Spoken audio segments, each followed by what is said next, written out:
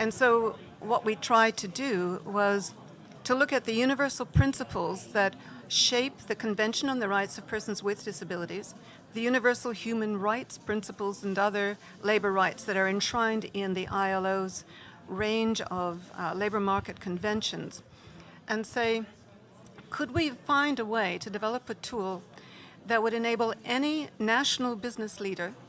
to, we think in 2 hours, in consultation with leaders across the company from technology and procurement and property and customer care and of course HR, to get a sense of where they stand against these universal principles.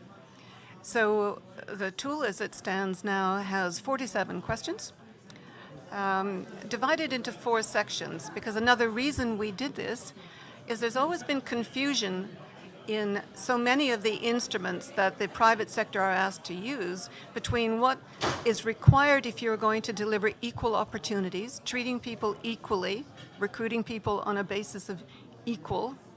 and what was culture change, and what was to do with customers, and of course, what was to do with corporate responsible citizenship, if you like.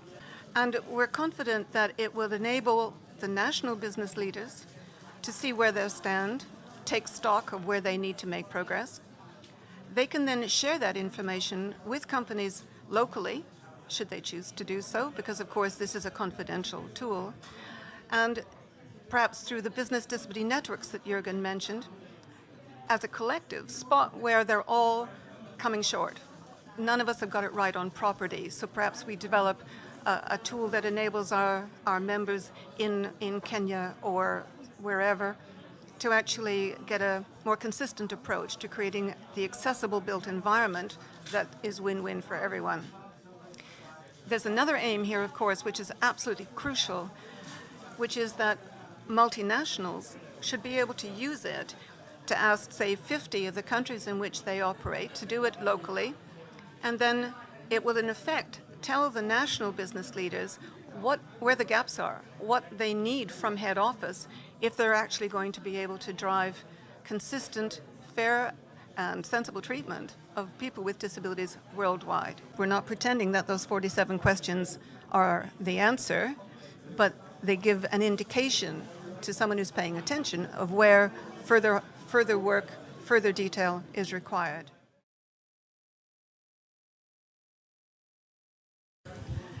And I think for me, I'd like to stress 2 particular strengths. What we see with existing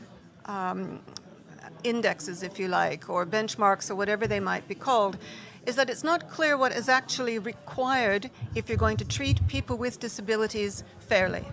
equally,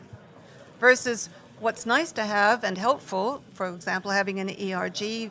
an employee resource group for people with disabilities, always very helpful. So we've made a very clear distinction between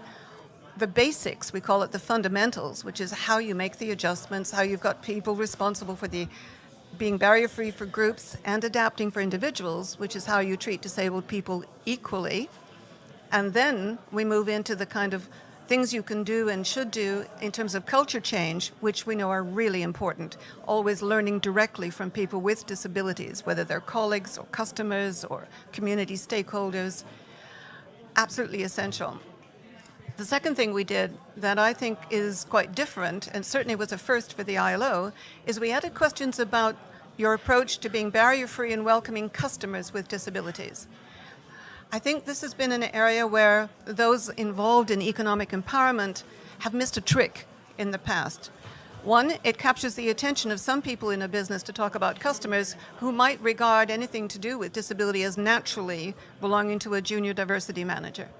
This starts to position this in the context of business priorities. And I think I'd like to add to that before we finish. We also saw the need for organizations of persons with disabilities with an interest in influencing business, or the NGOs that get funding to help people with disabilities into employment,